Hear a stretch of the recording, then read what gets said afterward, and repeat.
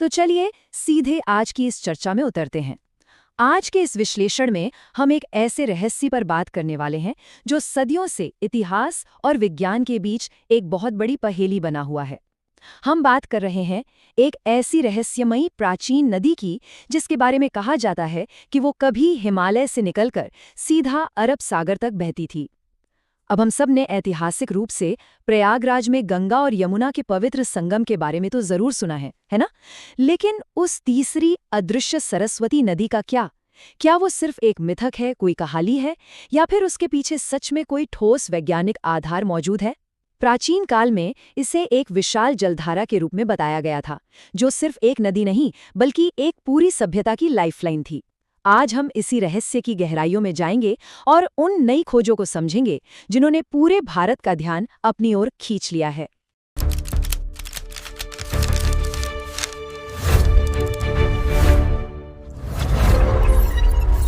सबसे बड़ा सवाल यही है कि क्या वाकई सरस्वती नदी के अस्तित्व के नए सबूत मिल गए हैं?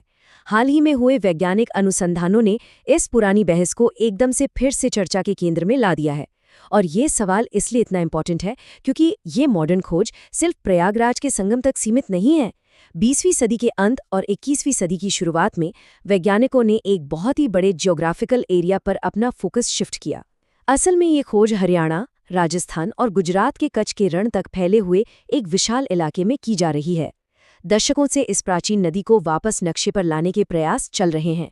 तो सोचिए जरा, क्या ये संभव है कि जिस नदी को हम हमेशा के लिए लुप्त मान चुके थे, वो आज भी इन राज्यों की जमीन के नीचे एक पूरी जल प्रणाली के रूप में छिपी हुई हो? ये सिर्फ कोई उत्सुकता वाली बात नहीं है, बल्कि ये उस साइंटिफिक इन्वेस्टिगेशन की शुरुआत है जिसे हम आगे डिकोड करने वाले हैं। तो इस पूरी खोज को सही ढंग से समझने के लिए सबसे पहले एक साइंटिफिक कॉन्सेप्ट को क्लियर करना बहुत जरूरी है। पेलियो रिवर सिस्टम या पेलियो नदी प्रणाली, आखिर ये होता क्या है?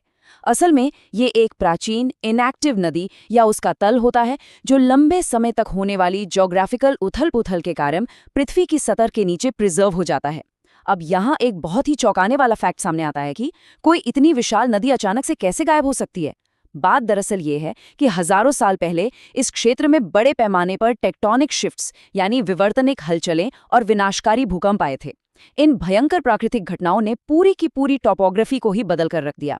नदियों के रास्ते मुड़ गए और जो कभी एक उफनती हुई विशाल नदी हुआ करती थी, वो रेत और मिट्टी की कई परतों के नीचे दब गई। जब भी वैज्ञानिक आज किसी छिपी हुई नदी की बात करते हैं, तो वो असल में पृथ्वी के गर्भ में गहराई से छिपे हुए इसी ऐतिहासिक ज्योग्राफिकल नक्शे की तलाश कर रहे होते हैं। चलिए आगे बढ़ते हैं और देखते हैं कि ये पूरी कहानी डेवलप कैसे होती है।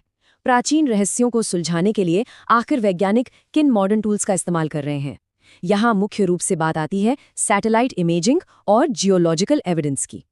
भारतीय अंतरिक्ष अनुसंधान संगठन यानी इसरो ने इस दिशा में वाकई एक कमाल का काम किया है।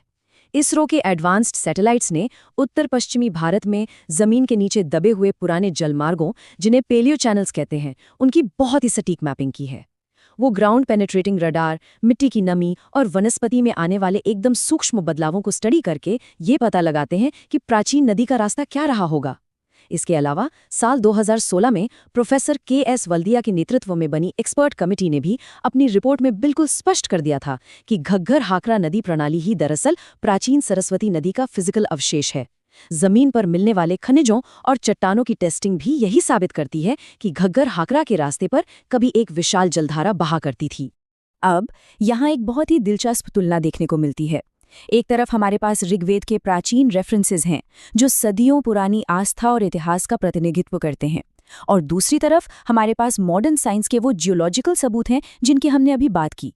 ऋग्वेद के शुरुआती मंडलों में सरस्वती को एक उफनती हुई बहुत ही विशाल और महान नदी के रूप में बताया गया है, जो पहाड़ों से निकलकर सीधे समुद्र तक जाती थी।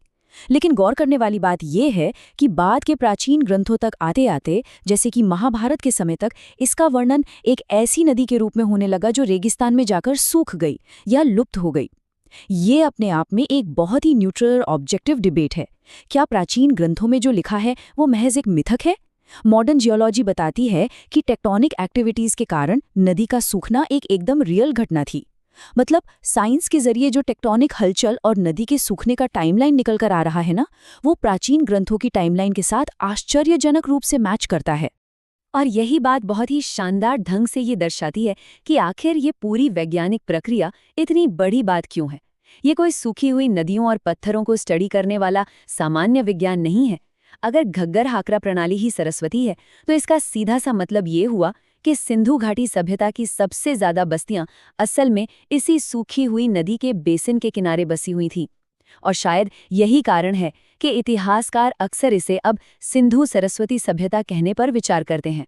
हमारी सभ्यता की जड़ें इसी नदी के किनारे फली फूली थी। लेकिन इसका महत्व केवल हमारे पास्ट तक सीमित नहीं है।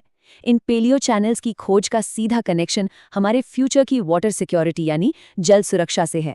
रेगिस्तानी और सूखे इलाकों के नीचे दबे हुए ये प्राचीन जलमार्ग आज भी मीठे पानी के विशाल भंडार समेटे हुए हैं।